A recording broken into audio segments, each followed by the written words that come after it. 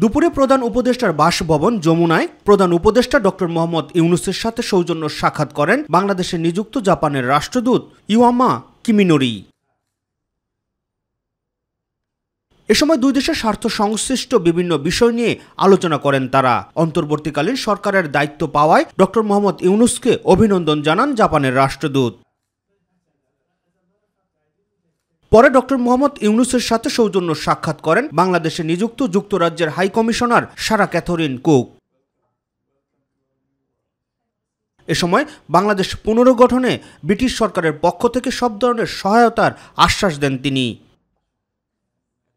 দুই দেশের রাষ্ট্রদূতের সৌজন্য সাক্ষাৎ শেষে ফরেন সার্ভিস একাডেমিতে আয়োজিত ব্রিফিংয়ে বিস্তারিত তুলে ধরেন প্রধান উপদেষ্টার প্রেস সচিব শফিকুল আলম। প্রফেসর ইউনূস উনাকে মাননীয় হাই অ্যাম্বাসাডারকে থ্যাঙ্কস জানিয়েছেন এবং উনি আশা করেছেন যে জাপান খুব বড় রকমের একটা ফিনান্সিয়াল অ্যাসিস্ট্যান্স দিবে বাংলাদেশকে।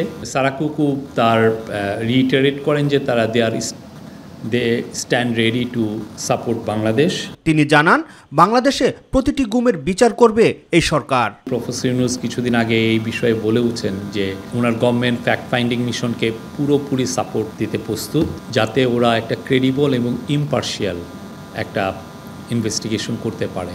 এই জুলাই এবং অগাস্টের যে ঘটনাগুলো, যেই স্টুডেন্ট লেড যে প্রোটেস্ট হয়েছে এবং যেইখানে যেই ধরনের ম্যাসাকার হয়েছে, সেটার উপরে জাস্টিস এবং অ্যাকাউন্টেবিলিটির জন্য বিদেশে পাচার হওয়া অর্থ দেশে ফেরত আনতে ব্রিটিশ সরকারের সহায়তা চাওয়া হয়েছে বলেও জানান শফিকুল আলম। প্রফেসর ইউনূস ব্রিটেনের অ্যাম্বাসাডার হাই কমিশনের কাছে সাপোর্ট চেয়েছেন যে এই যে প্রচুর মানুষ, অনেক আগের রেজিমের এরা অনেকে যে টাকা যে মানি লন্ডারিং করেছেন, সেটার বিষয়ে এটাকে ট্র্যাক করা বা এই টাকাকে ফিরিয়ে আনার জন্য তাদের হেল্প চেয়েছেন। রাকিব হাসান, মাই টিভি, ঢাকা।